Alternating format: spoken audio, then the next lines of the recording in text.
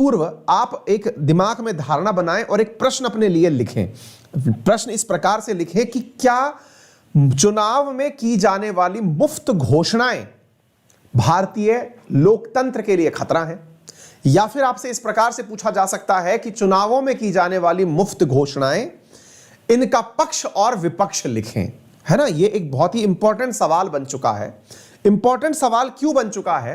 क्योंकि इन दिनों भारत के 5 राज्यों में चुनाव होने का कवायद चल रही है। उत्तर प्रदेश जैसा भारत का सबसे ज्यादा पॉपुलेटेड राज्य भी चुनावों में उतरा हुआ है। उत्तर प्रदेश, पंजाब, यहां पर बड़े बड़े राज्यों के अंदर अभी चुनाव होने हैं। अब बड़ा मुद्दा यह है कि जब यहां चुनाव होने हैं तो राजनीतिक पार्टियों के द्वारा अपने साथ में लोगों को वोट देने के लिए, कन्विंस करने के लिए तमाम प्रकार की मुफ्त की घोषणाएं की जाती हैं। मुफ्त घोषणाओं में कोई कहता है कि हम आपको फ्री टीवी दे देंगे, कोई कहता है कि लैपटॉप विद इंटरनेट कनेक्शन दे देंगे, कोई कहता है कि फ्री इंटरनेट डेटा दे देंगे, कोई कहता है मुफ्त बिजली दे देंगे, कोई कहता है मुफ्त पानी दे देंगे।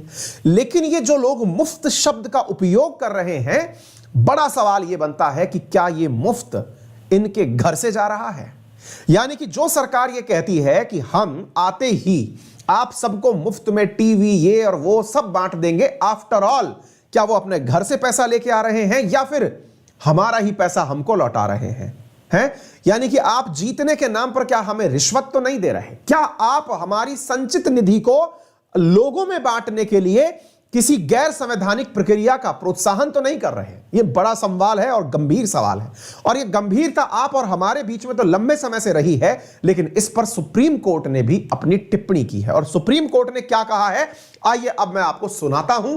भारत में कहा गया है कि भाई सुप्रीम कोर्ट ने कहा है, किनसे? सुप्रीम कोर्ट ने नोटिस इशू किया है केंद्र सरकार को, इलेक्शन कमीशन को, और कहा है कि ये जो चुनावों के अंदर फ्रीबीज बांटी जाती हैं, यानी चुनाव के अंदर जो मुफ्त की घोषणाएं की जाती हैं, अगर ऐसा है तो इन घोषणाओं को election symbol reservation and allotment order 1968 के तहत ऐसी पॉलिटिकल पार्टीज का क्यों ना रजिस्ट्रेशन ही रद्द कर दिया जाए। जो इस प्रकार की घोषणाएं करती हैं कि मुफ्त में ये देंगे, मुफ्त में यूं देंगे, क्यों ना उन पार्टीज का चुनावी रजिस्ट्रेशन खत्म कर दिया जाए, क्यों ना उन पॉलिटिकल पार्टीज को चुनाव में खड़ा होने से ही रोक दिया जाए, उनका चुनाव चिन्ह रद्द कर दिया जाए। बड़ा सख्त टिप्पणी है और इस पर विचार करने की आवश्यकता है। तो इसके जो संवैधानिक उपबंध हैं वो अब आपको समझने चाहिए।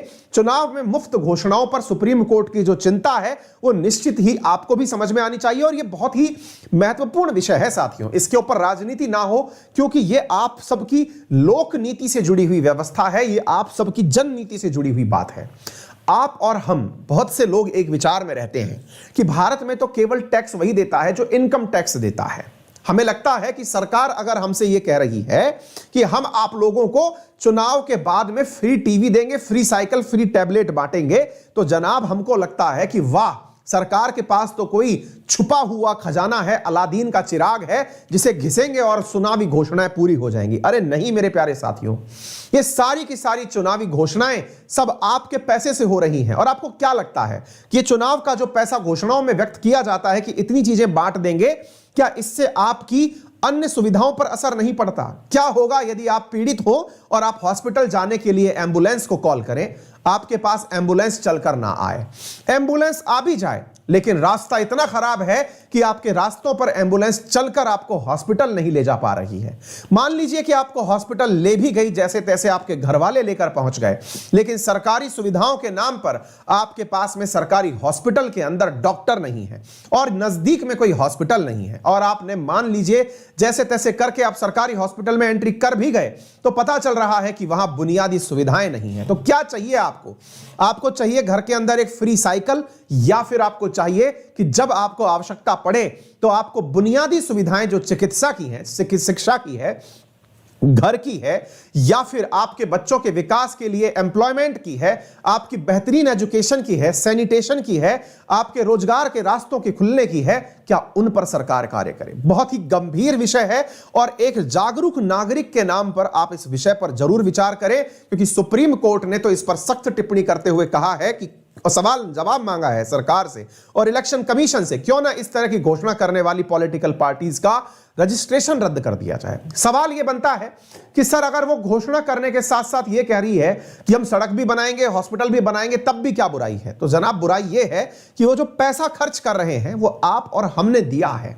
आज जो आप भर भर के टैक्स में पैसा दे रहे हैं जिसकी जवाबदेही नहीं मांग रहे हैं, आज हम देखते हैं बहुत सी जगह पर धन्यवाद मोदी जी का होर्डिंग लगा हुआ है। वो धन्यवाद मोदी जी का जो होर्डिंग लगा है असल में वो धन्यवाद जनता जी होना चाहिए।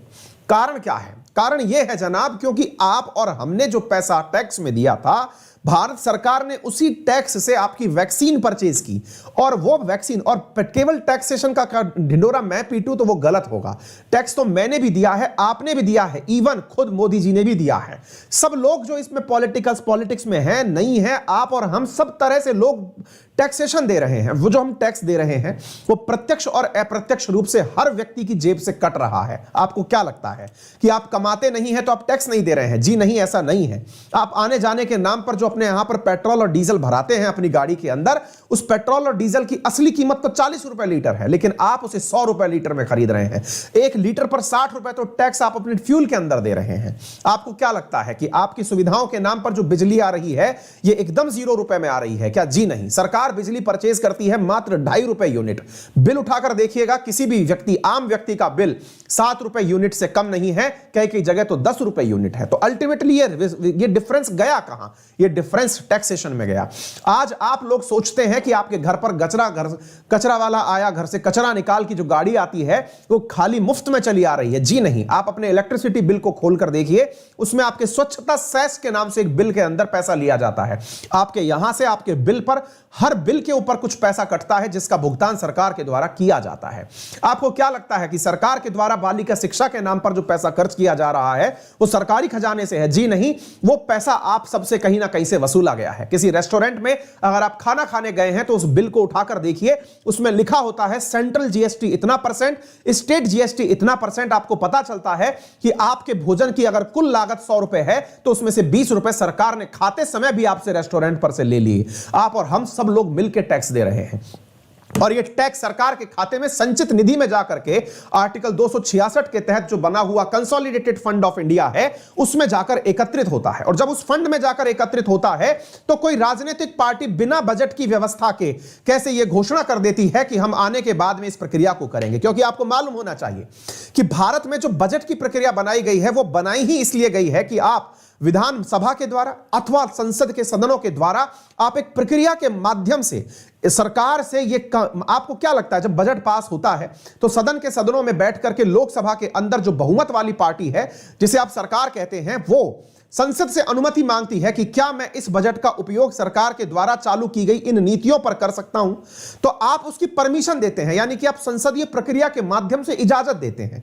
विचार करिए कि जब आप संसदीय प्रक्रिया के माध्यम से इजाजत देने की प्रथा बजट के माध्यम से चलाते आ रहे हैं तो आप उस बजट को इतना बौना कैसे दिखा सकते हैं कि आप बजट में बोले बिना ही आप चुनावों में उतरने से पहले ही घोषणा कर दे रहे हैं कि हम आ गए फ्री में तो टीवी बांटेंगे, हम आ गए फ्री में तो साइकिल बांटेंगे, हम आ गए फ्री में तो लैपटॉप बांटेंगे। अर्थात आपको आर्टिकल 266 की परवाही नहीं है, आपको संचित निधि की परवाही नहीं है, आपको संसदीय प्रक्रियाओं से कोई लेना देना नहीं है। और सबसे बड़ी बात, आप इक्वालिटी की बात करते हैं तो आर्टिकल 14 का आप शीघ्र उल्लंघन करते हैं, क्योंकि अल्टीमेटली कहीं ना कहीं आपने इक्वालिटी के नाम पर देश के अंदर 2 तबकों को आपस में लड़ाने का काम किया है।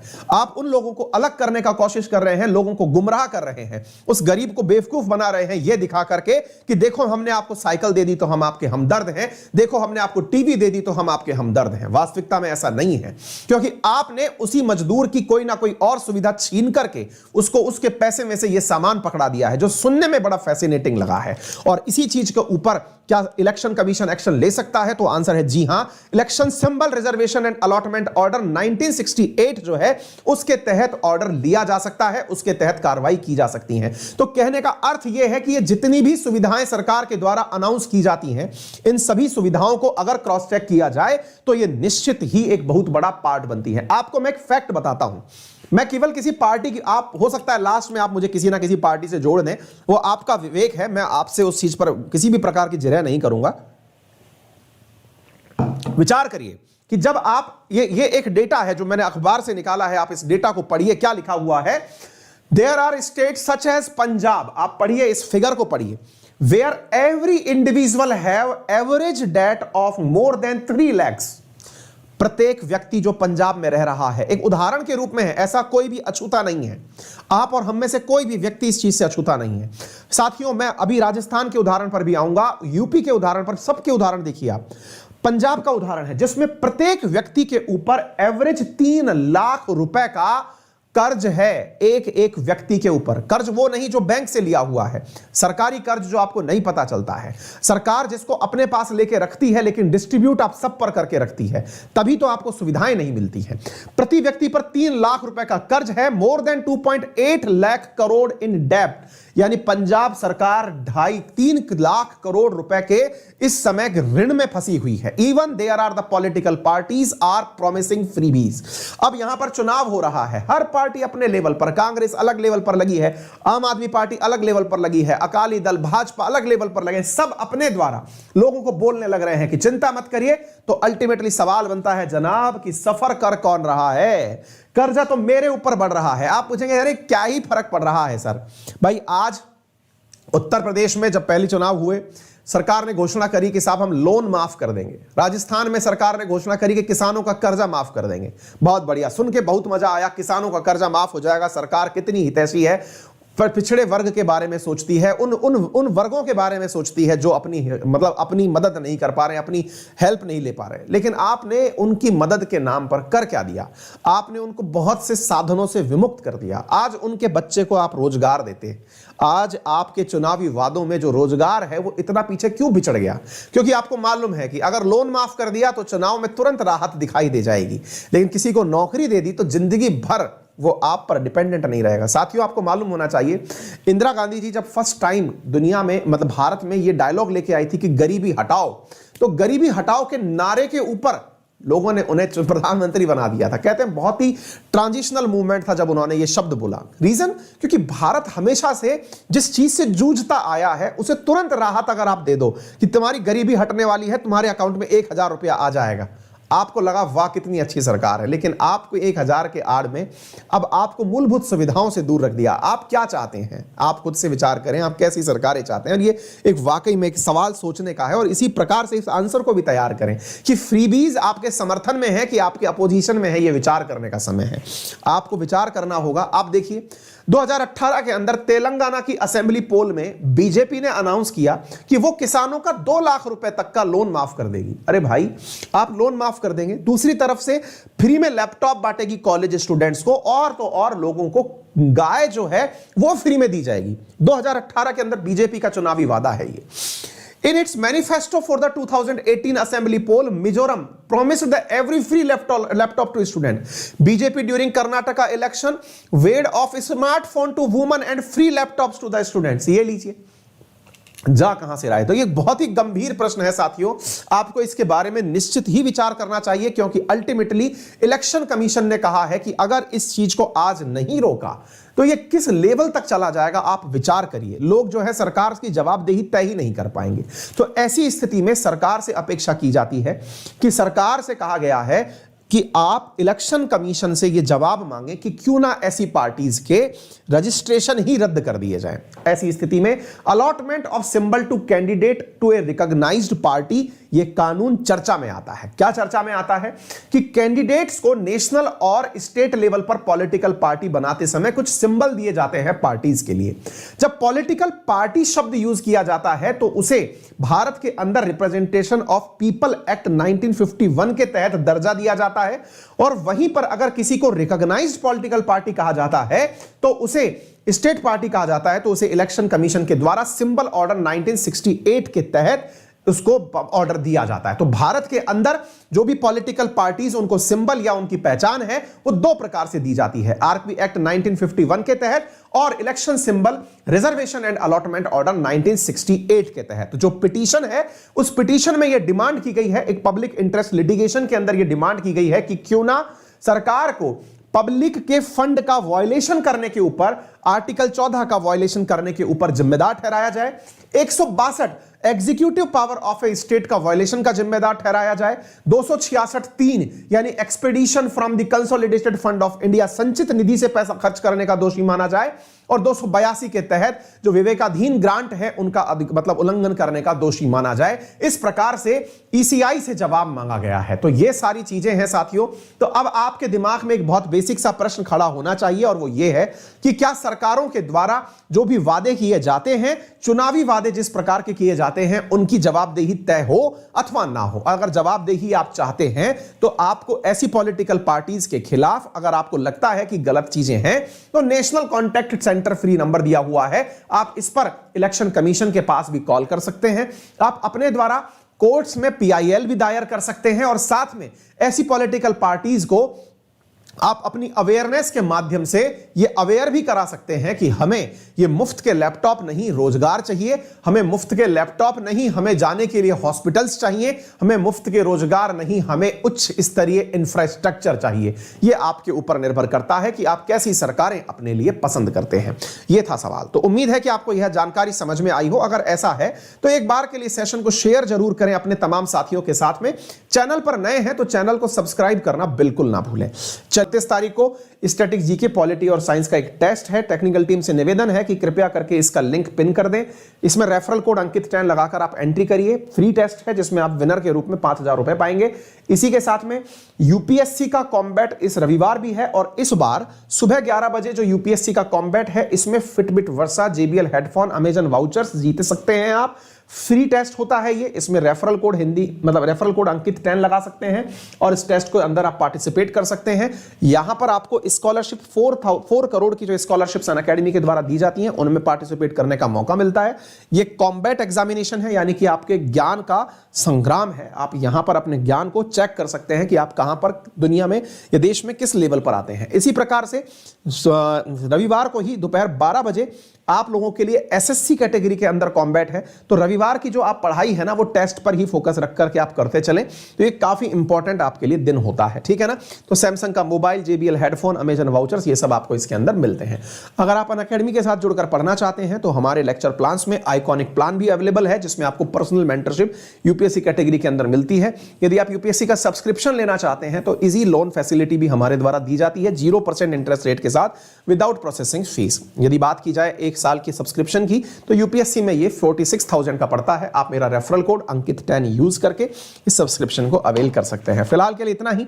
अपना ख्याल रखें, बड़ों का सम्मान करें, छोटों को प्यार दें और अपना व्यक्तित्व इस प्रकार से विकसित करें।